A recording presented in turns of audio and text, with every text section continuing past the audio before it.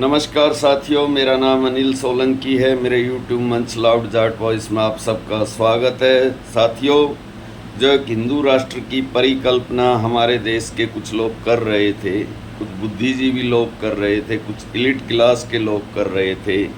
आज मुझे आपको ये बताते हुए बड़ी खुशी हो रही है कि हमारा देश अब हिंदू राष्ट्र बन चुका है। घोषणा होनी बाकी है। अघोषित हिंदू राष्ट्र हमारा देश सन 2014 में ही बन गया था, लेकिन आज मुझको यकीन हो गया कि आज हमारा देश पूर्ण रूप से हिंदू राष्ट्र बन चुका है। सभी भाइयों को इस नए हिंदू राष्ट्र की बहुत बहुत बधाइयाँ। आप लोग सोच रहे होंगे कि ये आज मैं कैसी बातें कर रहा हूँ। कल जो मैंने सोशल मीडिया पे एक वीडियो देखा, आप सब ने भी देखा होगा, वीडियो वायरल हो चुका है, बहुत ज़्यादा वायरल हो चुका है। उत्तर प्रदेश के इटावा ज़िले के अंदर यादव जाति के कथावाचकों के साथ सवर्ण जाति के लोगों ने जो कुछ भी किया, उसके बाद किसी को भी शक नहीं रहना चाहिए कि हमारा देश अब पूर्ण रूप से हिंदू राष्ट्र बन चुका है। क्योंकि जो हिंदू राष्ट्र की कल्पना हमारे देश के कुछ बुद्धिजीवियों ने की थी, उसका संविधान मनुस्मृति ही होगा। बाबा साहब अम्बेडकर का संविधान उसके अंदर लागू नहीं होगा, क्योंकि बाबा साहब अम्बेडकर का संविधान अगर लागू होगा तो वो कभी हिंदू राष्ट्र बन ही नहीं सकता। क्योंकि बाबा साहब अम्बेडकर का जो संविधान है वो समानता की बात करता है, और जो हिंदू राष्ट्र की परिकल्पना है वो जातीय एक गौरव की बात करती है, जो सवर्ण और अवर्ण की बात करती है, और जो हमारे धर्म ग्रंथ हैं उनमें भी जाति का महिमा मंडन हुआ है। तो उन धर्म ग्रंथों को हम नकार नहीं सकते। अगर हिंदू राष्ट्र बनेगा तो उन धर्म ग्रंथों को कोई कैसे नकारेगा। तो कल जो घटना हुई है, कल नहीं मेरे ख्याल से परसों या तरसों, कल तो वायरल हुई है वो सोशल मीडिया पे, वो जो घटना हुई है, उस घटना के बारे में जो कुछ भी मैंने देखा, देखने के बाद में अच्छे खासे आदमी के रोंगटे खड़े हो सकते हैं। अभी जम्मू कश्मीर के अंदर हिंदू धर्म के जो 24 आदमियों की हत्या इस्लामिक आतंकवादियों ने की थी, उनका धर्म पूछ के, तब एक बात बहुत ट्रेंड कर रही थी सोशल मीडिया पे कि हरामजादों ने धर्म पूछा, जाति नहीं पूछी। लेकिन इटावा के अंदर तो धर्म नहीं पूछा, जाति पूछी, और जाति पूछ के उनका मूत्र से शुद्धिकरण किया गया, उनकी शिखा काटी गई, उनका सर मुंडवाया गया, उनकी पिटाई की गई, उनसे नाक रगड़वाया गया, और उन पे 25,000 रुपये का आर्थिक दंड भी किया गया। उनके हाथों में जो उन्होंने अंगूठियां पहनी थी वो भी उतरवा ली गई। और इस घटना के बाद में मैंने ये देखा, कल शाम को टीवी पे जो डिबेट हो रही थी, उस डिबेट के अंदर भाजपा के प्रवक्ता बड़ी ही बेशर्मी के साथ इस चीज़ का बचाव कर रहे थे। और वो इसका बचाव किस ढंग से कर रहे थे, उन्होंने ऐसा कहा कि जिस जाति के कथावाचकों यानी यादवों के साथ ये हुआ है, वो खुद भी ऐसी दबंगई के लिए बदनाम रहे हैं। यानी एक बड़ी गलती को ढकने के लिए दूसरी गलती को आगे लाना। अगर यादवों ने किसी के साथ, दलितों के साथ ऐसा किया है तो ये बात भी जस्टिफाइड है। और वहाँ पर एक त्रिकुंडधारी एक अपने कोई धर्मगुरु बैठे थे, जब उनसे ये संवाददाता ने, पत्रकार ने बात पूछी तो उन्होंने भी इसको जस्टिफाइड किया। उन्होंने ये बात कही कि भगवत कथा करने का अधिकार केवल ब्राह्मणों को है, यादवों को नहीं है। इसके अलावा मैंने जगत गुरु जो अपने अभिमुक्तेश्वरानंद हैं, उनका भी आज सुबह बयान देखा तो वो भी इस बात को जस्टिफाइड कर रहे थे। उनका भी ये कहना था कि उनको अपनी जाति छुपा कर वहाँ पे कथा करने नहीं जाना था, क्योंकि ये अधिकार केवल ब्राह्मणों को है भगवत कथा करने का, अन्य जातियों को नहीं है। तो यही है हिंदू राष्ट्र, जिसके अंदर ये बात कही जाती है कि आप सब अपनी जाति को छोड़ो और हिंदू बनो। लेकिन हिंदू बनो, लेकिन जाति का जो प्राउड है वो प्राउड और ज़्यादा मजबूत हो रहा है। हर जाति अपनी जाति पे गर्व कर रही है, दूसरी जाति को नीचा दिखा रही है, और ये बात समाज के नीचे ग्रास रूट तक फैल गई है। कुछ लोग ये सोच रहे होंगे, और मैंने कल देखा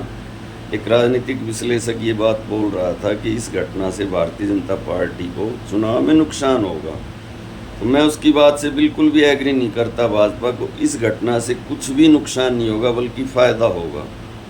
आपने देखा होगा अभी मध्य प्रदेश और छत्तीसगढ़ का चुनाव जब प्रचार जब चल रहा था तो कई घटनाएं इस टाइप की घटी थी। एक घटना तो मध्य प्रदेश में घटी थी जिसमें एक आदिवासी समाज के युवक के ऊपर एक ब्राह्मण भाजपा का नेता मुंह पे पेशाब कर रहा था। उसके बावजूद भी छत्तीसगढ़, जो कि पूरा आदिवासी बहुल राज्य है, और मध्य प्रदेश जिसमें भी आदिवासियों की अच्छी खासी संख्या, दोनों जगह भाजपा भारी बहुमत से चुनाव जीत जाती है। तो ये वजह क्या है? ये वजह ये है, जो कुछ भी अभी हुआ है उत्तर प्रदेश के अंदर यादवों के साथ जो कोई घटना घटी है, उससे पिछड़ी जाति की,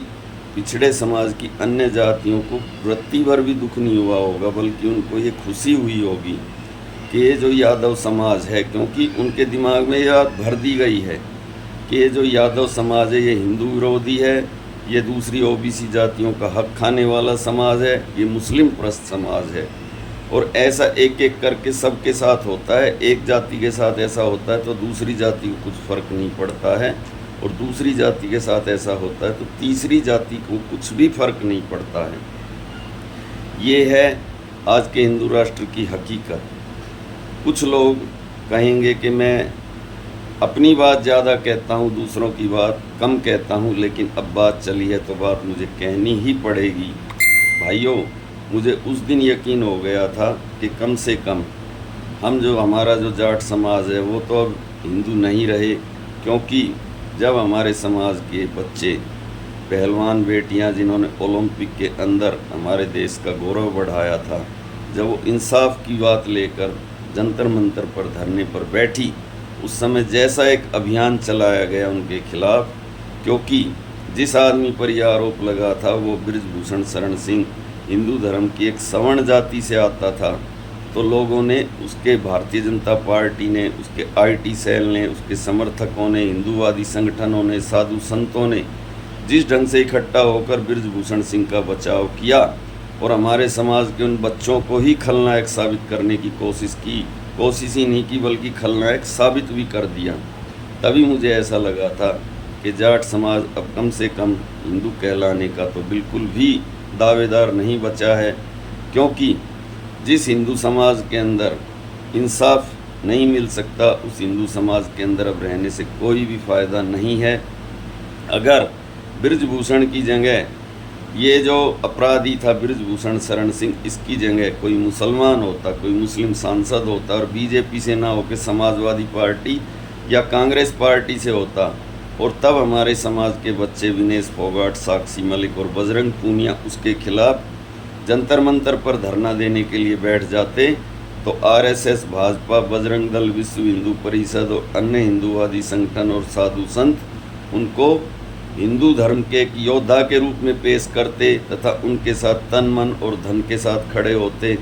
और इसको सनातन वर्सेस इस्लाम की लड़ाई बना देते और उन बच्चों को इंसाफ दिलाने के लिए पूरी ताकत झोंक देते। लेकिन क्योंकि इस देश के अंदर हिंदू राष्ट्र बन चुका है, यहाँ पे सवर्ण जातियों को इम्यूनिटी है, उनके अपराध पर कानून भी लागू नहीं होगा, और अगर पिछड़ी जाति का आदमी, उसके साथ कितना भी बड़ा कोई घृणित अत्याचार हो जाए, कोई कांड हो जाए, उसको बिल्कुल भी इंसाफ नहीं मिलेगा। जिस देश के अंदर बलात्कारियों की माला डाल के जेल से छूटने पर स्वागत होता हो, मैं बिल्किस बानो के बलात्कारी और हत्यारों की बात कर रहा हूँ, उस हिंदू राष्ट्र में आप न्याय की उम्मीद तो करना ही छोड़ दीजिए। और जो पिछड़ी जातियाँ ये सोच रही हैं कि अब इस देश में इक्वलिटी आ गई, हम सब बराबर हो गए और हिंदू राष्ट्र के अंदर हमारा एक सम्मान होगा, उनको इटावा की घटना से सबक लेना चाहिए और उनको ये समझ जाना चाहिए कि आज यादवों का नंबर है, कल तुम्हारा नंबर आएगा। और वो इटावा ज़िला जहाँ पर यादव बहुल ज़िला माना जाता है, एटा, इटावा और मैनपुरी, जैसे हरियाणा के अंदर रेवाड़ी, महेंद्रगढ़ और अलवर को अहीरवाल कहा जाता है, ऐसे ही उत्तर प्रदेश के अंदर एटा, इटावा और मैनपुरी को अहीरवाल कहा जा सकता है। और वो उत्तर प्रदेश, इसमें 5-5 बार यादव मुख्यमंत्री रह चुके हैं, और यादव जाति जो सबसे ज़्यादा संख्या में है और जिनको दबंग जाति माना जाता है, उनके साथ जब ऐसा हो सकता है कि उनका मूत्र से शुद्धिकरण हो सकता है, उनकी चोटी काटी जा सकती है, उनके साथ मारपीट लिंचिंग की जा सकती है, तो आप कल्पना कीजिए कि जो दलित जो ताकतवर नहीं है, कमज़ोर हैं, अगर बाबा साहब अम्बेडकर का संविधान ना होता इस देश में, या जब संविधान नहीं था, जिस समय हमारे देश में संविधान नाम की चीज़ नहीं थी, राजे रजवाड़ों का राज था, मनुस्मृति से देश चलता था, तब उनके साथ क्या क्या होता होगा इसकी आप कल्पना ही कर सकते हैं। इसी के साथ मैं आपका भाई अनिल सोलंकी आज का वीडियो यहीं पे समाप्त करता हूँ। वीडियो कैसा लगा भाइयों कमेंट करके बताना, और वीडियो अच्छा लगे तो अपने ग्रुप में शेयर करना, लाइक करना, कमेंट करना, और जो भाई अभी अभी मेरे चैनल से जुड़े हैं वो चैनल को सब्सक्राइब करना। धन्यवाद भाइयों, आप सबका दिन शुभ